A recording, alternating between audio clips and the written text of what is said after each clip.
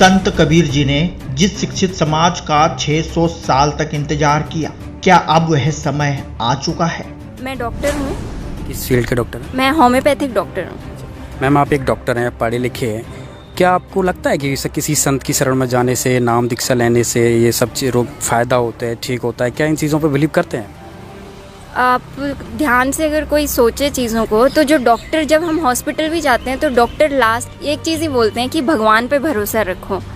ठीक है, तो डॉक्टर से ऊपर भगवान है, उस चीज़ में बिलीव, मतलब हमारे जो वेद है, हमारी जो बुक्स हैं, वो चीज़ भी ये बोलती हैं कि ठीक है, वो एक पॉजिटिव एनर्जी आती है, उसकी वजह से होता है। और मैं इस चीज़ में, क्योंकि मैंने पर्सनली इस चीज़ को एक्सपीरियंस किया है, मैं इसलिए मानती हूँ कि हाँ, भगवान भी हैं और वो हमें हेल्प करते हैं। क्या संत रामपाल जी महाराज जी से जुड़ने वाले लोग अंधभक्त हैं? यह सारे प्रमाण देखने के बाद ही लोग संत रामपाल जी से नाम उपदेश लेते हैं। एक मेंटेलिटी हो गई है कि जो अनपढ़ गंवार होते हैं, जिन्हें किसी चीज़ की समझ नहीं होती, वो ही इनके चक्कर में पड़ते हैं। बल्कि संत रामपाल जी महाराज तो प्रूफ के साथ, मतलब सारी जो स्पिरिचुअल नॉलेज है वो सब कुछ हमें विद प्रूफ्स दे रहे हैं। आज की भगवान है भी या नहीं? मैं सब लोगों से एक ही रिक्वेस्ट करना चाहती हूँ। एक्चुअल में क्या है कि सही संत मिले नहीं, सही डायरेक्शन मिली नहीं, तो लोग यकीन तो करते हैं, यूथ भी बिलीव तो करता है कि भगवान है, लेकिन उन्हें बेनिफिट नहीं मिला, उन्हें सही डायरेक्शन नहीं मिली, जिसकी वजह से फिर वो एट द एंड इस चीज़ को यूँ कर देते हैं कि भगवान कुछ नहीं होता। तो उनसे यही रिक्वेस्ट है कि एक बार अपने 24 घंटे में से थोड़ा सा टाइम निकाल के इनका सत्संग सुने, बुक्स पढ़ें, और उसके बाद फिर सही और गलत क्या है उस चीज़ का निष्कर्ष निकालें। नमस्कार। क्या नाम है आपका? ऋतु। कहाँ से आए हो? जयपुर से। अच्छा मैम, एक चीज़ बताइए, जैसा कि यहाँ पे देखा जा रहा है हर पार्क में संत रामपाल जी के फॉलोअर्स आज बैठे हुए हैं, तो आप लोग यहाँ पे क्यों आते हो?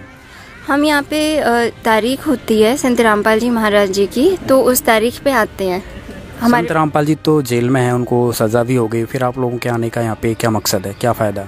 एक्चुअली जो आध्यात्मिकता में बिलीव करते हैं तो वो लोग समझ सकते हैं कि जब आप अपने गुरु के पास जाते हैं तो अश्वमेघ यज्ञ के समान पुण्य मिलता है।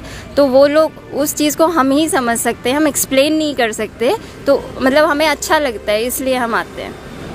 क्या आपको लगता है कि जो संत रामपाल जी जेल में हैं और आप फिर भी उनके पीछे लगे हुए, तो क्या आप सही कर रहे हो? बिल्कुल, क्योंकि आज के टाइम में कोई भी इंसान ऐसा नहीं है जो बिना किसी लाभ और फायदे के कुछ भी काम करेगा। तो हमें यहाँ पे बहुत बेनिफिट मिल रहे हैं, इसलिए हम आते हैं। क्या एजुकेशन है आपकी? मैं डॉक्टर हूँ। किस फील्ड के डॉक्टर हैं? मैं होम्योपैथिक डॉक्टर हूँ। मैम, आप एक डॉक्टर हैं, पढ़े लिखे हैं। क्या आपको लगता है कि किसी संत की शरण में जाने से, नाम दीक्षा लेने से ये सब रोग फ़ायदा होता है, ठीक होता है? क्या इन चीज़ों पर बिलीव करते हैं?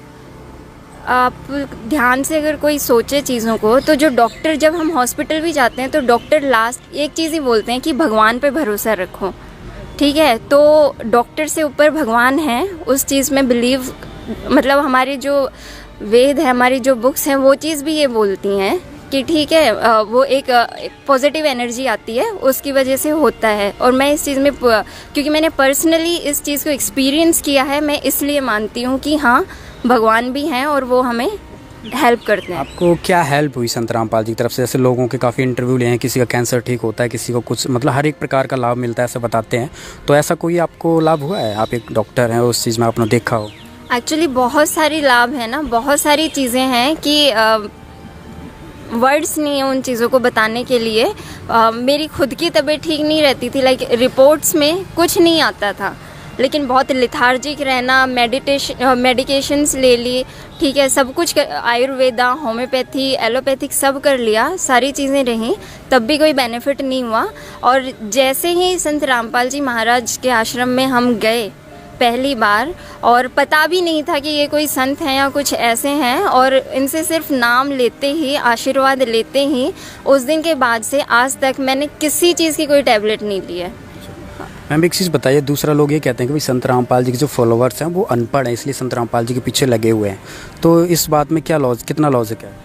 मुझे तो ये बिल्कुल भी लॉजिकल नहीं लगता है, क्योंकि बहुत सारे लोग हैं, ये सीएस हैं, ठीक है, कोई डॉक्टर है, सीएस है, लॉयर है, बहुत सारे लोग हैं जिसको जैसे समझ आ जाती है, तो वो उसी हिसाब से आता है। ये मतलब मिथ है, लोगों को ऐसे सिर्फ वहम है क्योंकि लोग बाहर निकल के देखते नहीं हैं। एक मेंटेलिटी हो गई है कि जो अनपढ़ गंवार होते हैं, जिन्हें किसी चीज़ की समझ नहीं होती, वो ही इनके चक्कर में पड़ते हैं। बल्कि संत रामपाल जी महाराज तो प्रूफ के साथ, मतलब सारी जो स्पिरिचुअल नॉलेज है वो सब कुछ हमें विद प्रूफ्स दे रहे हैं।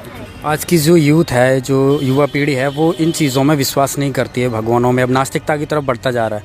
तो आप क्या मैसेज देना चाहेंगे ऐसे लोगों के लिए जो संत रामपाल जी को मतलब एक बाबा की कैटेगरी में उन्होंने लगा रखा है कि सारे बाबा एक से होते हैं, काफ़ी सारे बाबा जेल में जा चुके हैं, संत रामपाल जी भी जा चुके हैं, तो उन सब से संत रामपाल जी क्या डिफरेंस है? संत रामपाल जी, मैं सब लोगों से एक ही रिक्वेस्ट करना चाहती हूँ। एक्चुअल में क्या है कि सही संत मिले नहीं, सही डायरेक्शन मिली नहीं, तो लोग यकीन तो करते हैं, यूथ भी बिलीव तो करता है कि भगवान है, लेकिन उन्हें बेनिफिट नहीं मिला, उन्हें सही डायरेक्शन नहीं मिली, जिसकी वजह से फिर वो एट द एंड इस चीज़ को यूँ कर देते हैं कि भगवान कुछ नहीं होता। तो उनसे यही रिक्वेस्ट है कि एक बार अपने 24 घंटे में से थोड़ा सा टाइम निकाल के इनका सत्संग सुने, बुक्स पढ़ें, और उसके बाद फिर सही और गलत क्या है उस चीज़ का निष्कर्ष निकालें।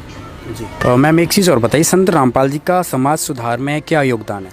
संत रामपाल जी महाराज का समाज सुधार में बहुत ही ज़्यादा योगदान हो रहा है। जैसे कि वो डॉवरी फ्री मैरिजेस करवा रहे हैं, जिसके लिए हमारी सरकार इतनी मेहनत कर रही है, और दहेज के पीछे इतनी लड़कियां ख़त्म हो रही है। दहेज मेन कॉज है जिसकी वजह से चाइल्ड इन्फेंटिसाइड मतलब कन्या भ्रूण हत्या होती है, और लड़कियों को बोझ समझा जाता है। संत रामपाल जी महाराज के जितने भी शिष्य हैं वो ना तो दहेज लेते हैं ना देते हैं, ठीक है, और नशा मुक्त भारत या पूरा वर्ल्ड को ही वो नारकोटिक फ्री कर रहे हैं, क्योंकि उनके भक्त, ये ऑटोमेटिक होता है, जैसे ही उनसे नाम दीक्षा ली जाती है सारी चीज़ें ख़त्म हो जाती हैं। मैम, जैसा कि आपने बताया संत रामपाल जी दहेज मुक्त विवाह करते हैं। आजकल देखा जा रहा है दहेजों के लोग, जो बड़े बड़े मंत्री भी हैं, वो भी करोड़ों रुपए खर्च करते हैं अपनी शादियों में। तो ऐसा कैसे संभव है कि कोई भी समाज के व्यक्ति दहेज ना ले? क्योंकि दहेज तो लोगों की, पूर्वजों की एक शान, एक इज्जत वाली बात होती है। तो उस चीज़ को कैसे ख़त्म कर रहे हैं संत रामपाल जी? देखो, ये जैसे आपको नॉलेज होती है ना, मतलब लोगों की इनर सोल कभी नहीं मानती है। एक पिता जिसकी बच्ची की शादी होने वाली होती है, वो इतना टेंशन में रहता है, वो कभी एंजॉय नहीं करता है शादी को, उसको एक प्रेशर रहता है जब वो बच्ची पैदा होती है तब से। अंदर से वो कभी नहीं चाहता कि इतना दहेज दूं, ये सब करूं, लेकिन वो जो समाज का प्रेशर है उसकी वजह से उसे करना पड़ता है। और जब आपको एक्चुअल में स्पिरिचुअलिटी का नॉलेज होती है और आपको सही गुरु मिलता है, तो उनके वचन में इतनी शक्ति होती है ना कि आप ऑटोमेटिक मतलब समाज से भी लड़ जाते हो। आप सही चीज़ के लिए आप समाज से लड़ जाते हो, जिस चीज़ के लिए आप पहले डर रहे होते हो। क्या आपके पेरेंट्स आज टेंशन फ्री है कि जब आपकी मैरिज होगी तो वो डोरी का, दहेज का कोई लेन देन नहीं होगा? बिल्कुल, मतलब एक पैसा भी ना लिया जाएगा ना दिया जाएगा। बहुत बहुत धन्यवाद, थैंक यू। सत्य घटना, सत्य की तह तक।